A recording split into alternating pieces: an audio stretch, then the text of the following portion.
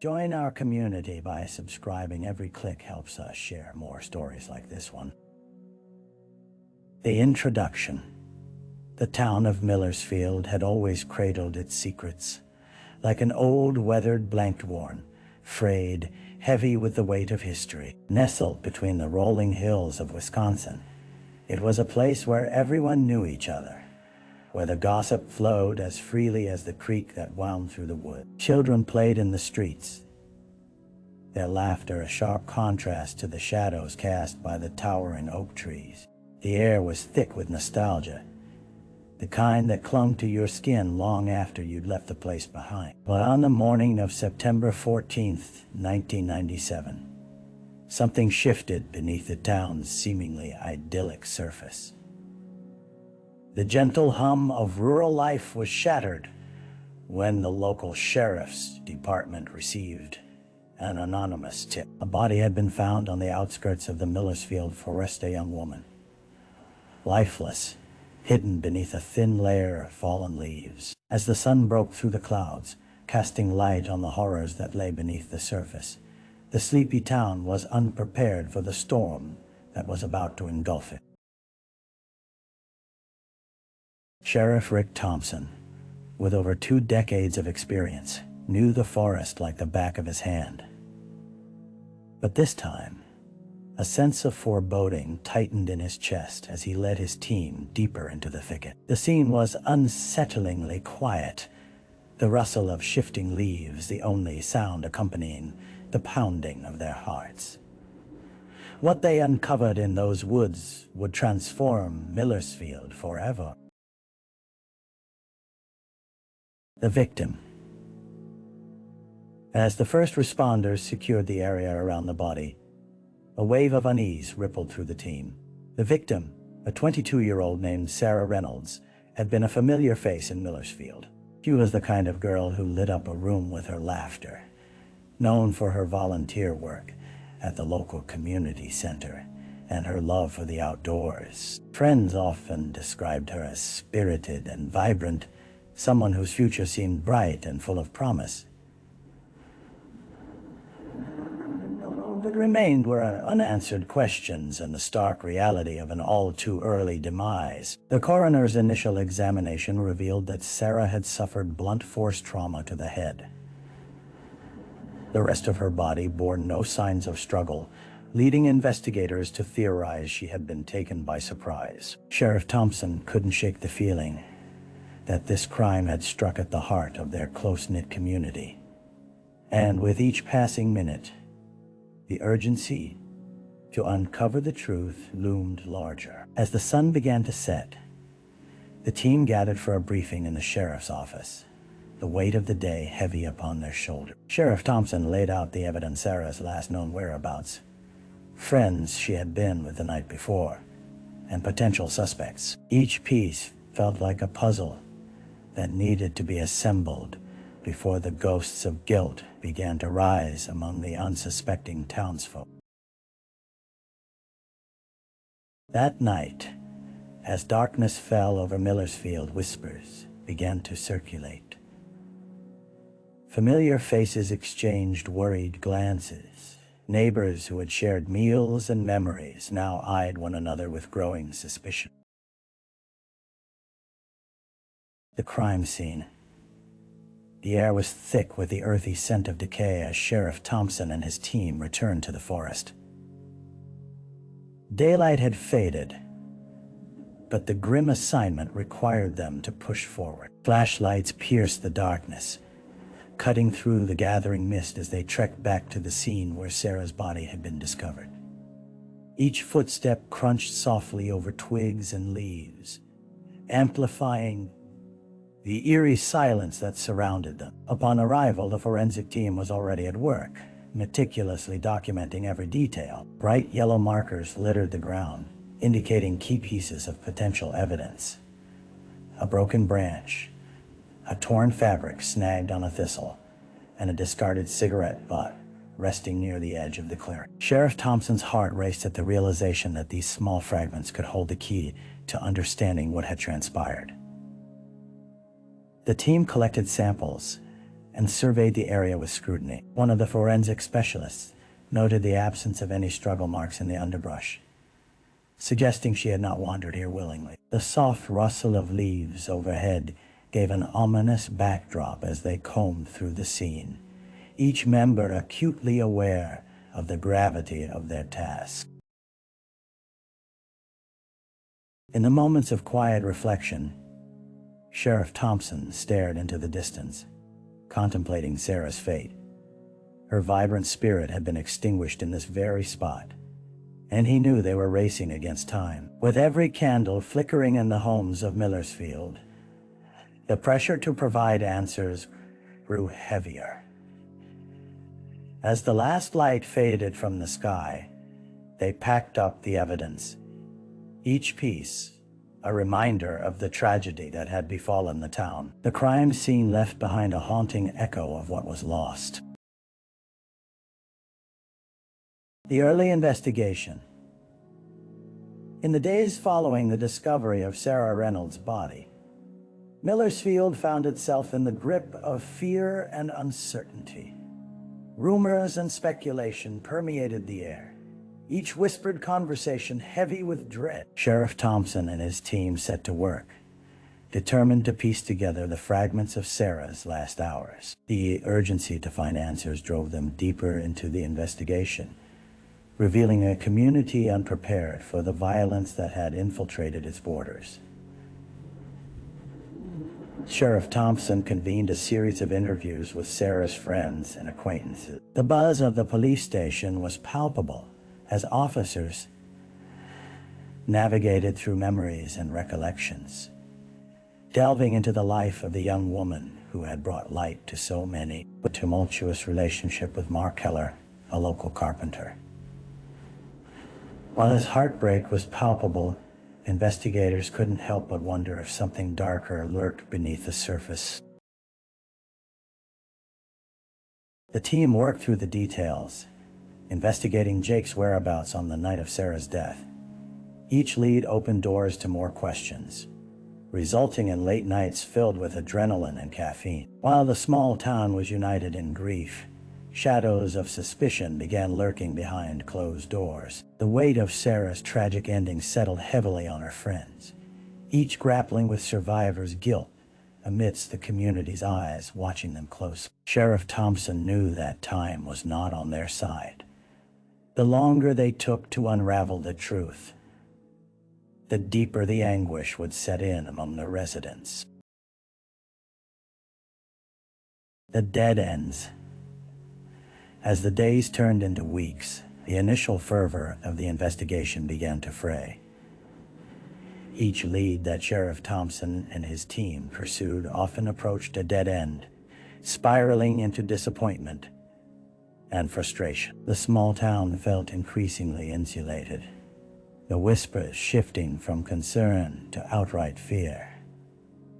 Everyone was a suspect, and with every night that passed, it became evident that the road ahead was anything but straightforward. The lead regarding Jake, the musician, faltered quickly. Although his fervent alibi checked out back against time and the relentless march of winter, a season that thrived in stark contrasts, but yielded little warmth. Mark Keller's story continued to check out, corroborated by multiple witnesses. Yet the burning questions lingered like smoke in the air. The team initiated searches of local properties and businesses, but uncovered no additional follow-ups. With friends and family revealed little more than the portraits of Emily's radiant past. Her absence felt like a ghost, hovering just out of sight. In pursuit of fresh perspectives, the team sought assistance from a local forensic psychologist. She cautioned against narrowing focus too quickly, turning the investigation into a personal vendetta could lead to overlooking potential suspects. Observations made in passing, like a neighbor's odd behavior or a chance encounter with a delivery driver in the days leading up to Emily's disappearance, were re-examined, but yielded scant results. As winter continued to grip the town, whispers of doubt surged through the community. What if she's gone forever? They pondered. The once fragrant hope wilted in the cold. Frustration began to seep into the precinct as team members, keenly aware of the emotional toll each failed lead wrought, battled against the disheartening grip of dead ends, wrestling with the unsettling reality that they were grasping for straws in the snow. A break in the case. As the days dragged into a second month, hope flickered like a candle in the wind. The investigation was at a standstill, buried under layers of uncertainty, when a breakthrough unexpectedly emerged from the depths of an overlooked lead. Detective Sam Nelson was meticulously reviewing hours of surveillance footage from the local gas stations when he stumbled upon something strange and unfamiliar vehicle parked outside the library on the night of Emily's disappearance. The grainy footage highlighted a dark-colored SUV, the kind that could easily blend into the shadows, but the timing was pivotal.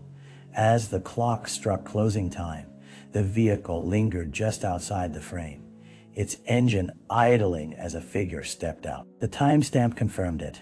The vehicle did not belong to any of the patrons known to frequent the library.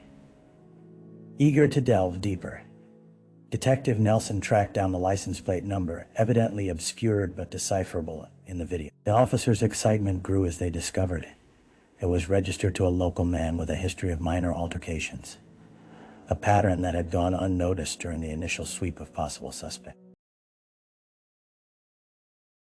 With this newfound information, the team launched a renewed effort to identify the SUV's owner. A minor interrogation revealed a troubling connection. The man had been seen arguing with Emily weeks before her disappearance, an interaction that had gone unnoticed by a community still seemingly blinded by fond recollections of the victim. As the investigators pulled together these threads unseen before, a flicker of hope ignited within the precinct. With every piece of evidence, they knew they were inching closer to the truth, yet trepidation lingered, for the path ahead was fraught with unknown dangers. The suspect. A chill swept through the precinct as detectives gathered to discuss the unraveling puzzle surrounding the dark SUV.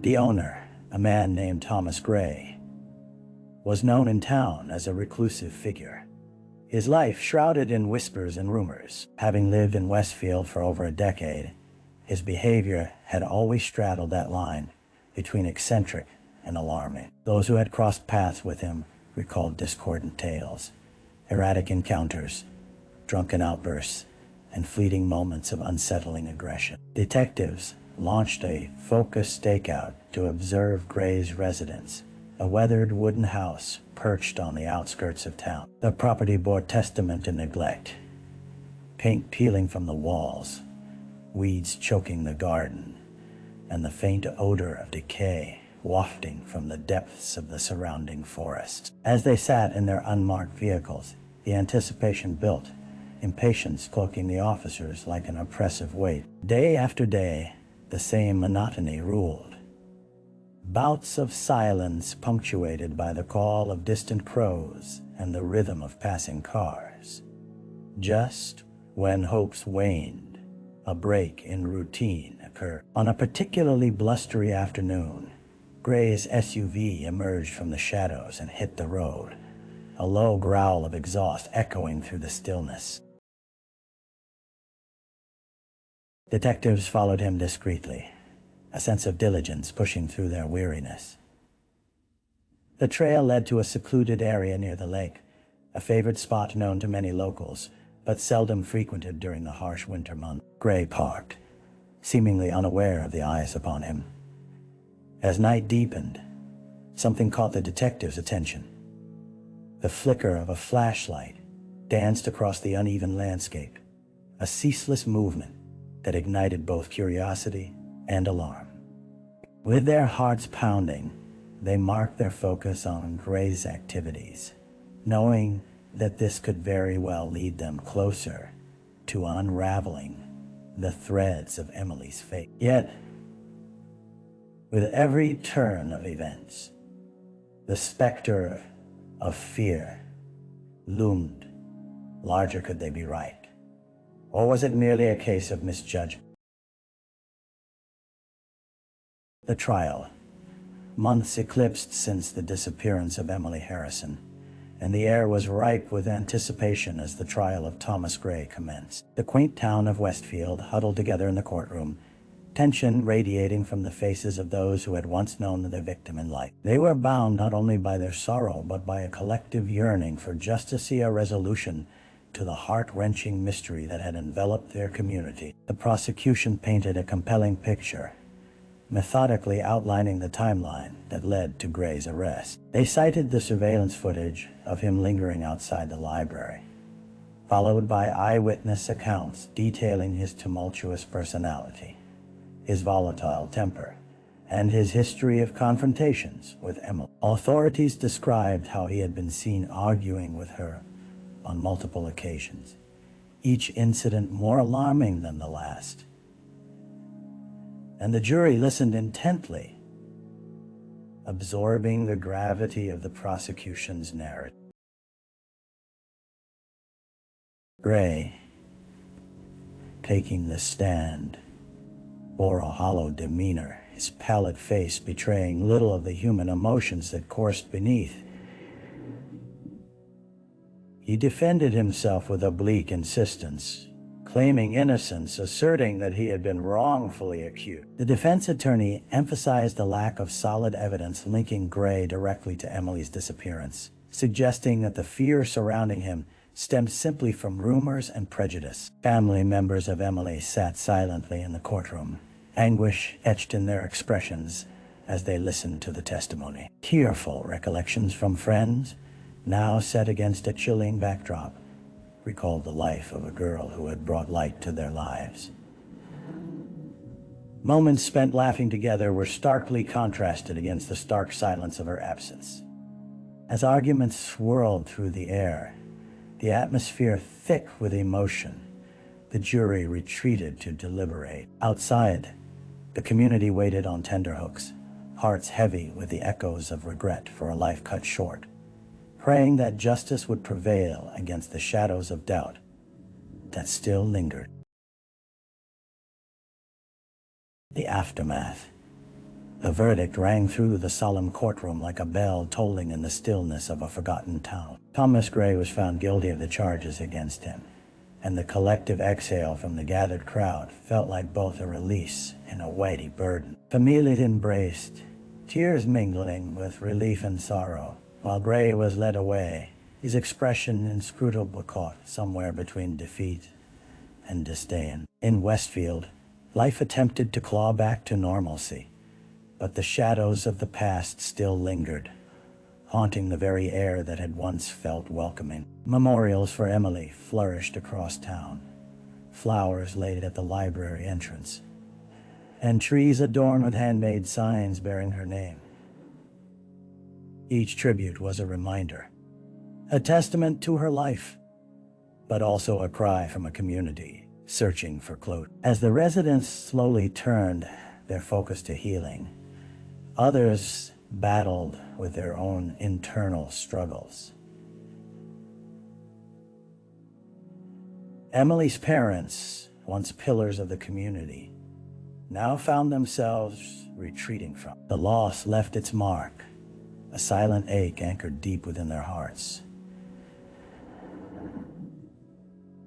They sought solace in the memories of their daughter and strived to ensure her story would not vanish into obscurity. In the wake of Gray's conviction, the local authorities faced renewed scrutiny regarding their investigative procedures. Questions were raised. Could the process have been expedited? What could have been done differently to prevent such a tragedy from occurring? Community meetings sprouted, fostering discussions aimed at prevention, while Westfield itself transformed into a network of support, united by a shared experience of trauma. The winter thawed into spring, and while the seasons changed, The scars of loss remained etched into the town's fabric. Emily's absence would forever whisper through the streets, an emblem of vulnerability that would keep the memory of her vibrant spirit alive, urging the town to remain vigilant in protecting its own. Reflection.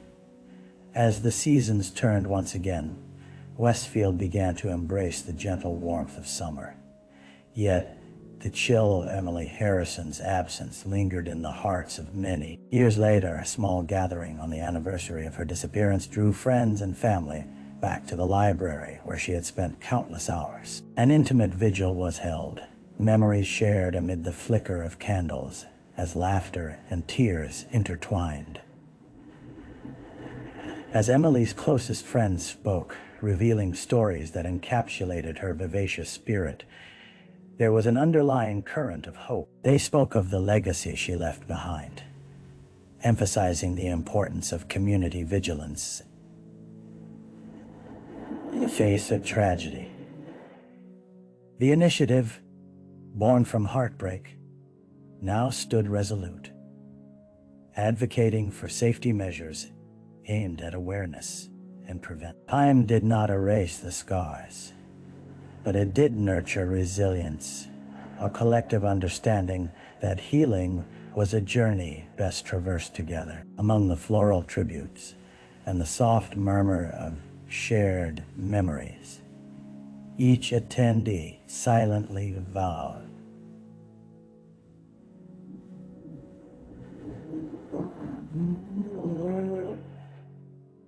honor Emily, not only as a victim of circumstance, but as a beacon of compassion and kindness. In the depths of their sorrow, they had discovered an unyielding bond of connection that reminded them their collective strength could brighten even the darkest corners, ensuring that Emily's spirit would never truly be forgotten.